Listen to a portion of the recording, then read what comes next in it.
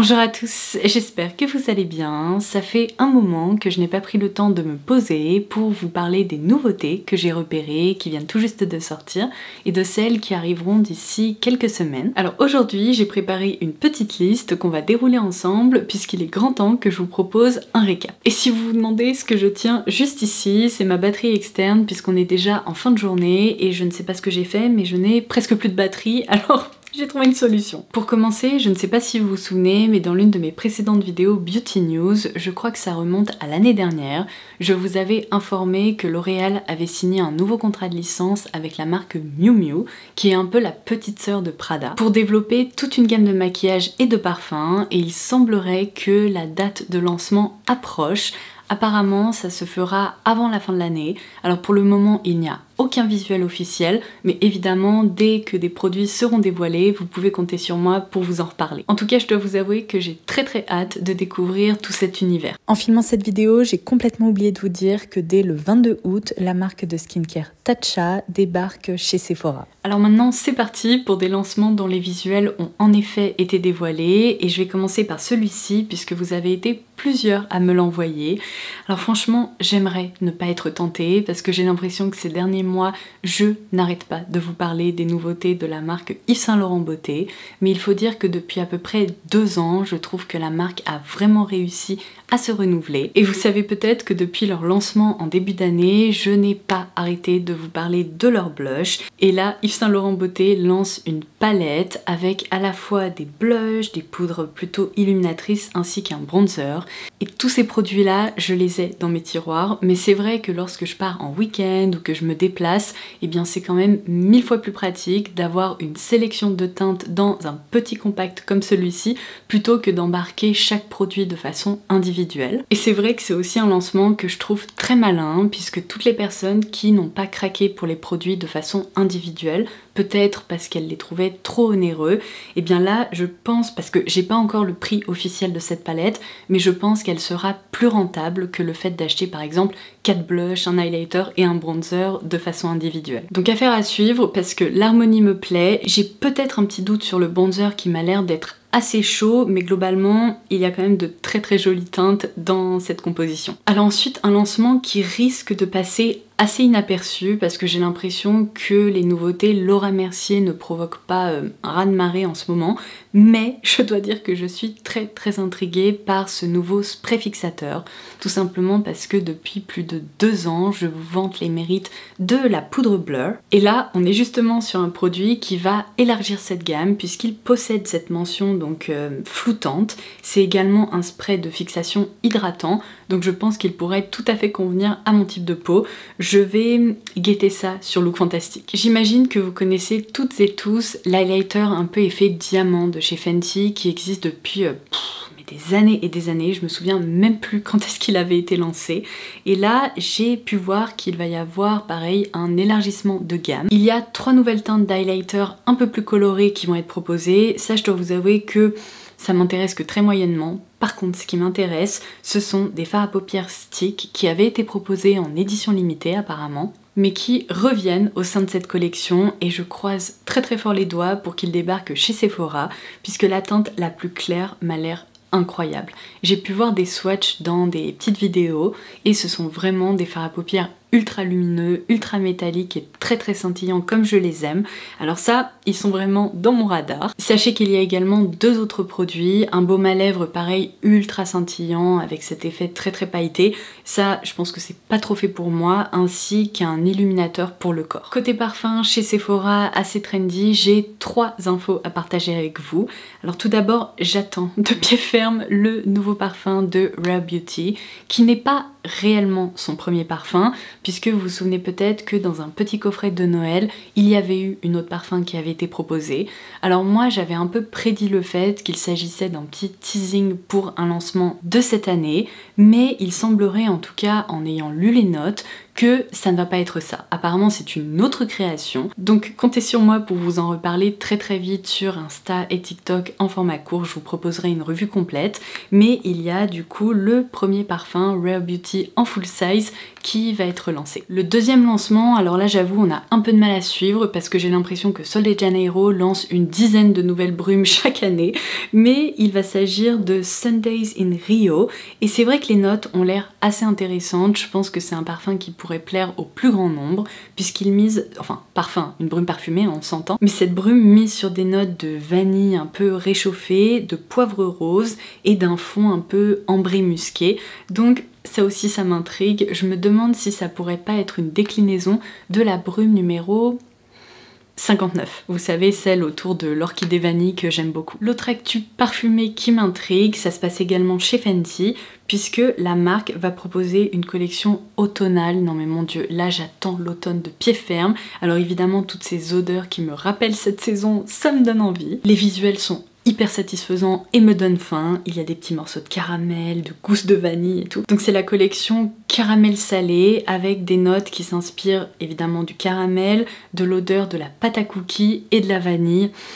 Je pense que je vais avoir envie de manger ça. Alors espérons que ça arrive également en France, mais il va y avoir un lait corps, une crème corps, ainsi qu'un baume, vous savez, un peu effet masque pour les lèvres. Je repasse rapidement à Yves Saint Laurent Beauté. Il y a 3 nouvelles teintes justement de leurs blush qui vont être proposées. Alors elles me font un petit peu peur, à part la dernière qui a l'air très sympa pour le quotidien et aussi pour ma peau très claire, mais je trouve que ce rouge un peu chaud, très vibrant, et cette couleur un peu justement orchidée, assez vibrante aussi, pourrait être très intéressante sur des peaux plus foncées, voire noires.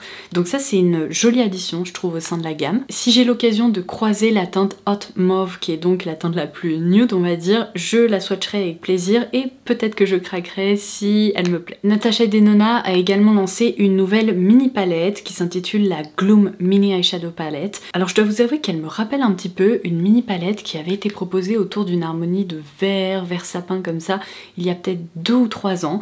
Donc ça me transcende pas trop, ça m'attire pas trop. Par contre le crayon pour les yeux de couleur taupe est hyper intéressant, donc je voulais quand même partager cette info avec vous. Je pense que vous avez vu passer ça, mais NARS a reformulé toute sa gamme des multiples. Alors là franchement je suis désolée, mais comment faire du neuf avec du vieux, si vous voyez ce que je veux dire. Ces multiples existent depuis plus d'une dizaine d'années, je me demande si ça fait pas même genre 20 ans. C'est le genre de lancement qui me transcende pas vraiment. Pareil, si je les croise, je les swatcherai avec plaisir pour voir si la formule et la texture est si différente de celle que je connais déjà, mais disons que c'est pas un lancement hyper excitant. En revanche, un lancement que personnellement je trouve assez excitant, ça sera peut-être pas votre cas si vous avez déjà craqué pendant les fêtes de l'année dernière ou les précédentes, mais Hourglass a dévoilé ses nouvelles palettes pour le teint.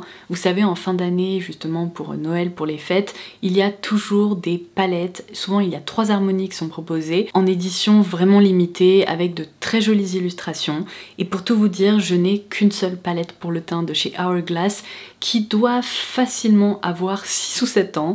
Je ne me suis pas penchée sur ces éditions limitées depuis super longtemps, mais là il y en a 2 qui m'intéressent. Celle avec le motif de cerf, parce qu'en plus je dois vous avouer que ça me rappelle tellement mon voyage au Japon. Je trouve que l'illustration est magnifique, les couleurs ont l'air incroyables, alors ça c'est vraiment un peu ma target numéro 1. Et la deuxième palette avec le cheval, c'est dommage parce qu'en fait je trouve que les couleurs à l'intérieur de la palette sont hyper belles, mais l'illustration là pour le coup me parle un peu moins, je la trouve pas hyper jolie. À choisir, je suis franchement plus attirée par ce renard très japonisant, pareil dans l'illustration c'est très beau, mais pour le coup les couleurs à l'intérieur de cette palette, elles me semblent être un peu foncées pour moi, peut-être un peu trop mauve et chaude. Donc si je devais choisir là tout de suite maintenant, j'opterais pour la toute première harmonie, mais je vais essayer de suivre ça de très près. Concernant d'ailleurs les nouveaux quads de fard à paupières, pareil chez Hourglass, je vous invite à me suivre sur Instagram et TikTok puisque j'ai prévu des petits formats courts pour très bientôt. Il y a un nouvel anti-cerne qui va également débarquer chez NYX Cosmetics, qui est le Wonder Snatched, avec des claims qui sont quand même assez intense, à savoir une tenue allant jusqu'à 24 heures, des propriétés sans transfert, waterproof et qui ne s'estompent pas en fait en cours de journée. Il n'y a pas moins de 30 teintes et ça c'est aussi potentiellement un lancement qu'on pourra tester ensemble parce que c'est vrai que j'aime vraiment beaucoup cette marque qui propose quand même des lancements avec un excellent rapport qualité-prix. Côté blush, vous les avez peut-être déjà aperçus sur l'e-shop de Sephora parce que pour tout vous dire, je les ai vus là il y a seulement quelques jours sur la page d'accueil des nouveautés, mais il y a des baumes, donc pour les joues et les lèvres chez Summer Fridays. C'est pas mal la direction que prend la marque puisque initialement elle était vraiment focus sur le skincare et là petit à petit entre les baumes teintés et là cette fois-ci plus un blush crème finalement, elle commence à développer des produits de maquillage et j'ai hâte de voir justement quels seront les prochains lancements. En tout cas celui-ci est assez sympa pour toutes les personnes qui aiment le blush crème. Le deuxième lancement que je trouve assez intéressant, ce sont ces blushs effets Soft Focus chez Ilia. Donc d'après ce que je comprends, ce sont des blushs poudre qui sont sans talc et qui laissent un effet justement assez floutant sur les joues. Donc le rendu doit être tout doux, très lisse. Les photos en tout cas sur les mannequins, c'est magnifique. Je trouve que ça dépose un effet vraiment superbe sur les joues. Donc on pourra potentiellement tester ça ensemble aussi. N'hésitez pas à me dire en commentaire ci-dessous s'il y a justement des lancements qui vous intriguent tout particulièrement et sur lesquels vous aimeriez que je me penche. Alors ça par contre je suis désolée, ça sera sans moi, chez Too Faced, le Cloud Crush qui est en fait une mousse un peu, vous savez, fouettée qui fait office de blush. Désolée mais en fait on a déjà vu ça chez NYX il y a quoi, au moins 5 ou 6 ans. Là franchement je dois dire qu'ils sont un peu à la bourre et il n'y a rien de très innovant. Je voulais également vous proposer une petite parenthèse durant laquelle je me concentre sur des marques de parfums plus pointues et des marques de niche. Alors tout d'abord une info qui je pense risque d'en ravir plus d'un et plus d'une. La marque Matière Première va lancer un extrait de parfum pour le Vanilla Powder. Vous vous souvenez peut-être que sur la chaîne j'ai déjà évoqué le lancement de cette gamme d'extraits et donc là eh bien elle va être enrichie par cet ajout. Alors autant je sais qu'il arrive très bientôt, il me semble tout début septembre ou en tout cas pour la rentrée, autant je n'ai pas encore eu la chance de le sentir donc j'ai très hâte de le découvrir et je croise les doigts pour que cette impression de noix de coco soit moins présente dans l'extrait. Tout ce que je sais c'est qu'il y a eu l'ajout d'une note de fève de tonka qui risque d'arrondir le tout et de le rendre un peu plus onctueux. Chez l'une de mes maisons de parfum préférées qui est Ex Nihilo, on va également avoir un lancement d'un extrait de parfum pour Blue Talisman. J'adore ce parfum, je trouve que c'est une création qui est parfaitement unisexe et j'ai trop hâte de vous reparler de ce nouvel extrait. J'ai également pu voir que la maison Kilian allait lancer un nouveau flanker de son parfum Angel Share qui s'intitule On the Rocks si je me trompe pas.